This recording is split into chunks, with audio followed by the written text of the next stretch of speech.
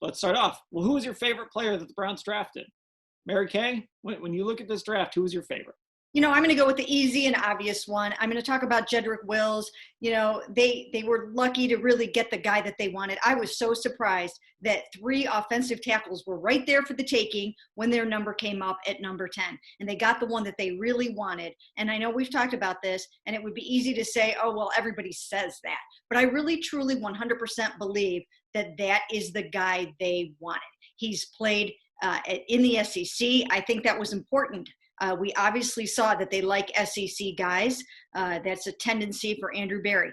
I like the fact that, that he's played at a high level. He's played at Alabama. He's coached by Nick Saban and good guys there at Alabama. And he's played against some of, the best defensive players in college football. And I think that's important. A little concerned about the fact that, yes, I do think he is going to have to work hard to move over to the left side, and they're going to have to really, really hope that he can do it. And you guys know that I think that I thought they should, and we'll probably get into this later, but I thought they should have traded for Trent Williams. We come to find out Trent Williams went for a 5th-round pick and a 3rd next year.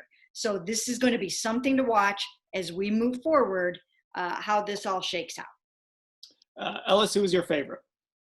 Yeah, for me, it was hard not to go offense. There's a few offensive picks that I'm sure we'll get into later that are intriguing to say the least. But I'm going to go with Jordan Elliott. This young man has a real interesting backstory and something we'll dive into as we get to know more about him. Committed to a few schools, even went to one school, transfers out, ends up at Mizzou. And then there he battles some weight issues for a little bit and then comes in this year, cuts like 20 pounds, playing at like 305. And when you watch his tape, he really is just a little wrecking ball in there. And I don't mean little as in he's not size enough to play the position, but he moves so quickly with his lateral way he can win in space that he really is moving like a smaller defensive tackle, even though he has the frame to play in there. So it's going to be interesting to see this young man grow and what he could be, maybe potentially succeeding a guy like Sheldon Richardson someday and playing at that level. Of course, Sheldon Richardson was Rookie of the Year and a 1st-round pick. You don't want to put that type of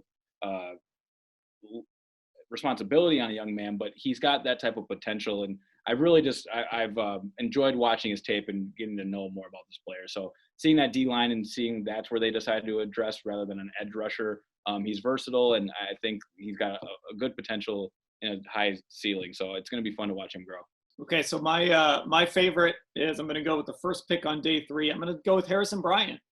This was a big-time production pick, a guy that went to FAU but impressed against Ohio State, really kind of, raised some eyebrows at the Senior Bowl. And at the Combine, too, I thought it was interesting. A few of these small school guys, especially the tight ends that went to the Senior Bowl, really talked about how important that was to go against, the likes of guys wearing Alabama helmets and Ohio State helmets and all these guys, these bigger programs.